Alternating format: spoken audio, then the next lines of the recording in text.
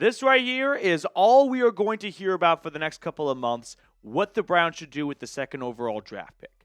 Stay put and draft whatever quarterback the Titans likely pass on. Stay put and draft anyone but a quarterback, or trade back. Let me know what option you prefer down below in the comment section as we jump into a Browns mock draft.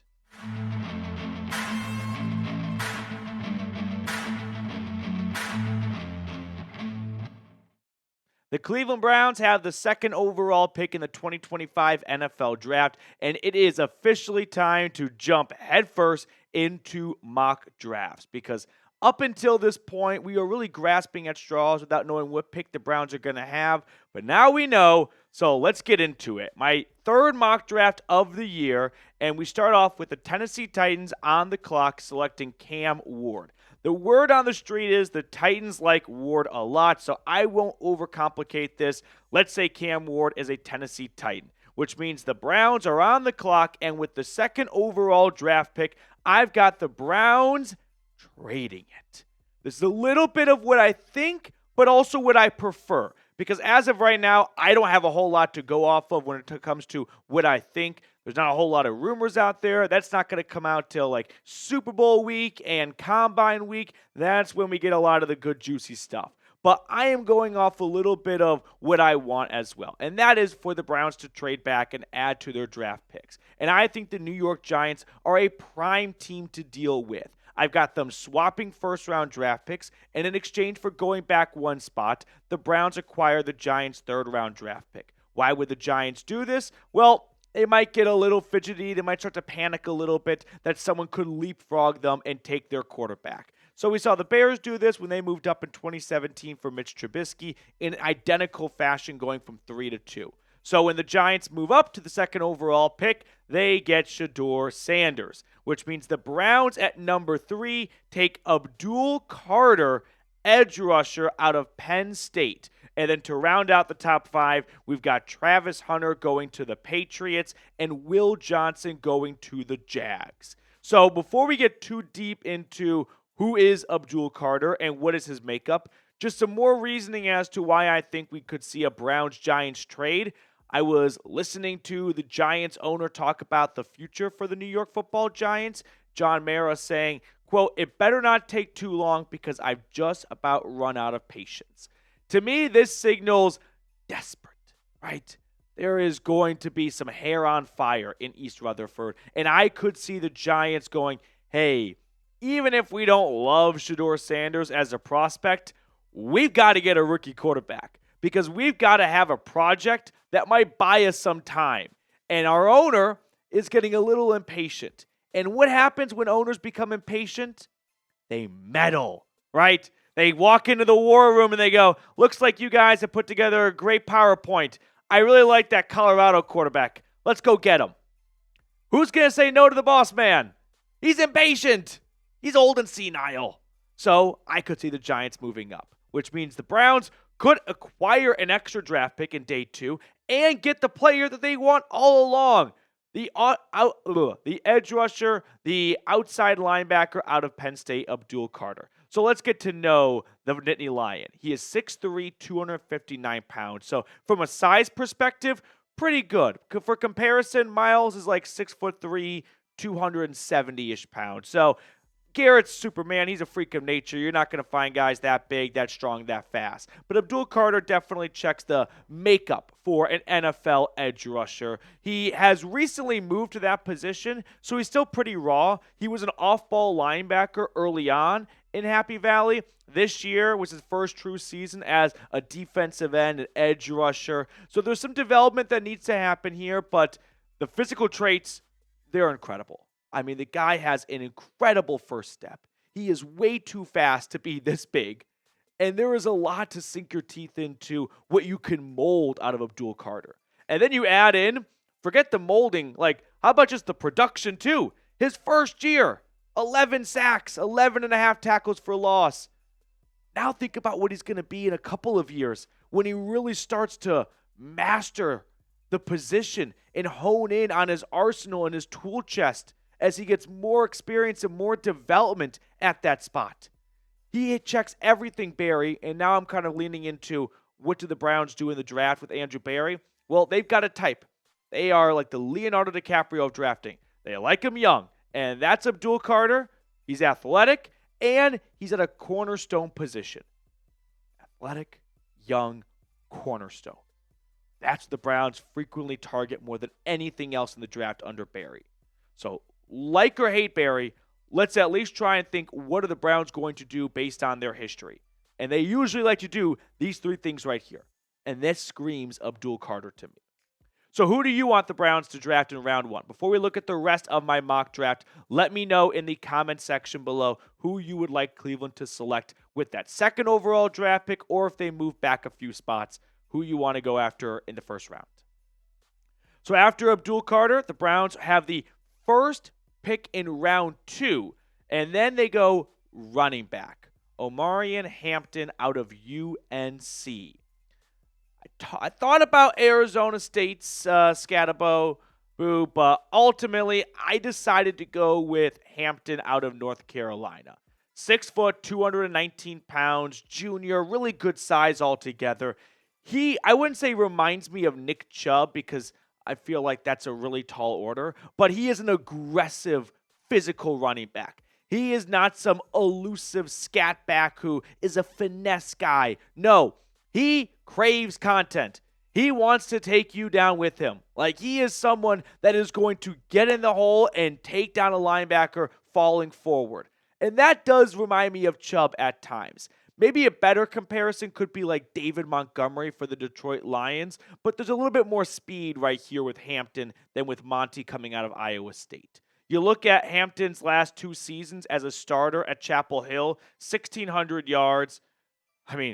15 touchdowns in back-to-back seasons. From a production standpoint, yeah, he knows how to run the football. And I could see him being a late round 1, early round 2 draft pick. And I think at this point, the Browns need to invest in the running back position. Andrew Berry's had the luxury of having Nick Chubb, someone he acquired as the general manager, and really never had to go to free agency or go to the draft and find a new running back.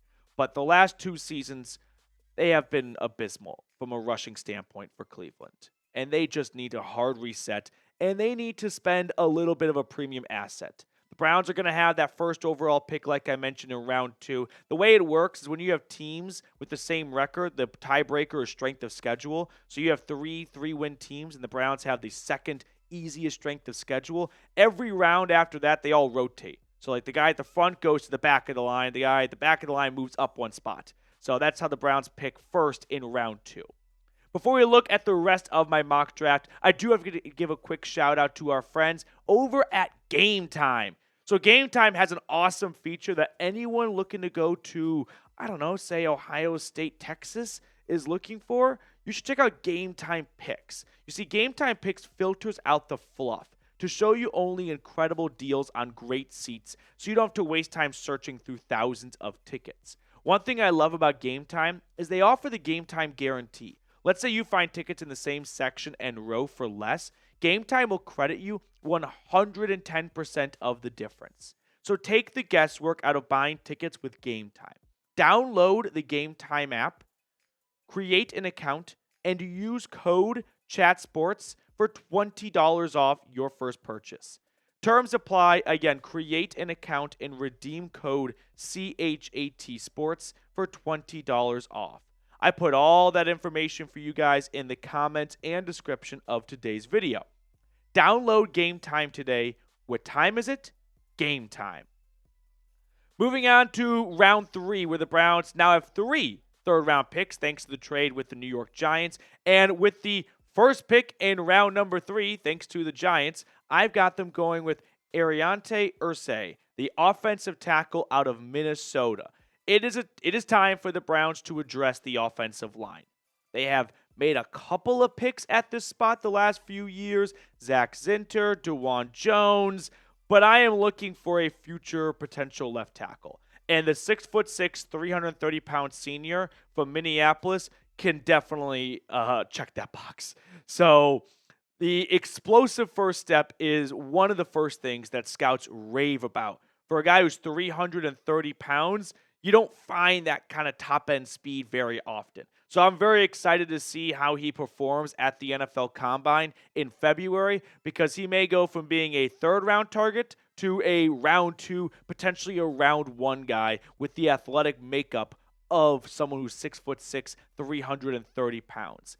Now I look at the Browns' offensive line. DeJuan Jones is coming off an injury, and that really sucks for him. Jack Conklin, I thought, played superb. I mean, he played well. Let's just put it there. He played well to very well when he, returned to the starting lineup.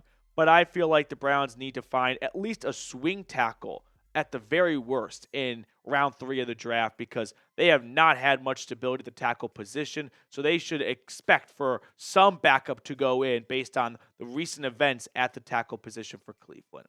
But for now, I'm going to pencil in DeJuan Jones at left tackle, pencil in Jack Conklin at right tackle, and add Aireontae Ersery for at least some depth, but the possibility of starting down the line as well. He could take over from Conklin. I mean, you could have Conklin play out the rest of his contract or 2025, move Jones back over to right tackle, and then put Ersery at left tackle, which is what he played at Minnesota.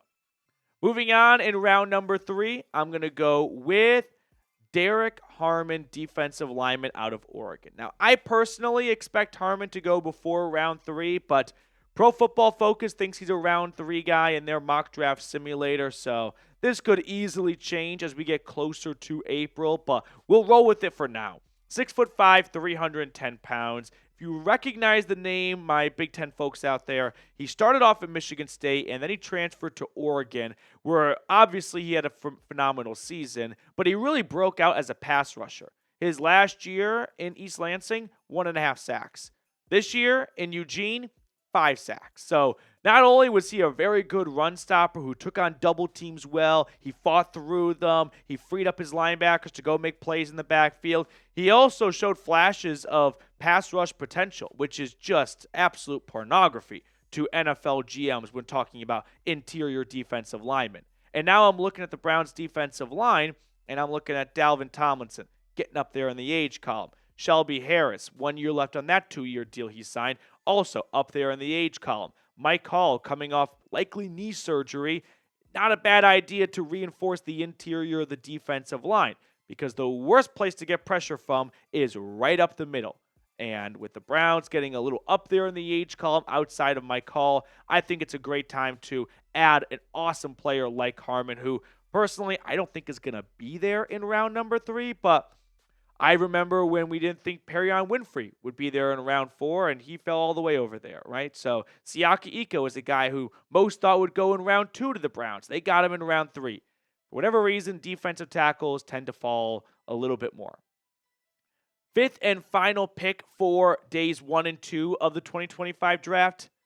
Oh boy. I'm going to go with Kyle McCord, quarterback out of Syracuse. Don't leave the video. I know Buckeye fans watching are not super jazzed up about the idea of drafting Kyle McCord. I am here to be the messenger. And the message is Kyle McCord is going to go earlier than you expect in the upcoming draft. I am willing to kind of, I wouldn't say stake my reputation on it, but I'm willing to put my name behind that. And you may not like that, but that's based on a lot of what I'm hearing, what I'm seeing and reading, and the belief is McCord did a lot of good for his draft profile this lone season in Syracuse, setting the ACC single-season passing record, 34 touchdowns, 12 interceptions. I know he's got some history in the Buckeye State, but I guess it would kind of count as an Ohio State Buckeye draftee who Andrew Berry does love to target. So if the Browns are going to get a quarterback, I don't think it should be round 1. If you're not going quarterback in round 1, I don't think you should do a dramatic reach in round 2 just for the sake of taking a quarterback. If you're not going to get a quarterback in round 1, then commit to it, right? Wait until round 3 where those guys are supposed to go. Don't reach on one in round 2 because you're panicking that you didn't get one in round 1. No. Stick to the plan. If the plan is we don't think there's a quarterback worth the 2nd overall draft pick, then there's probably not a quarterback worth the 33rd overall draft pick, because this is not a quarterback-loaded class. So stick to it. Don't, half in, half out on. We don't want to go quarterback in round 1, so we're going to go quarterback in round 2. Oh, is there someone worth a pick in round 2 at quarterback? No, but we're going to kind of compensate for not going quarterback in round 1. No, make a plan and stick to it. All in or all out. I don't want to see them go half in, half out. So this is my mock draft. Abdul Carter in round 1 after trading back with the Giants. Omarion Hampton, running back from UNC. Aireontae Ersery, the left tackle from Minnesota. Derrick Harmon from Oregon. And then Kyle McCord out of Syracuse in round 3. That last pick, by the way, is from the Buffalo Bills, thanks to the Amari Cooper trade. So let me hear it. Grade my mock draft for me. We give Myles Garrett an incredible athletic mold of a pass rusher to work with. Then adding to the running back room, which desperately needs some help, reinforcing the offensive line, reinforcing the defensive line, and bringing in a rookie quarterback for some legitimate competition. All right, let's wrap up the video by picking a card. Reed, which card do you want to roll with for our second video today? I missed you guys so much. I wanted to get a second video in.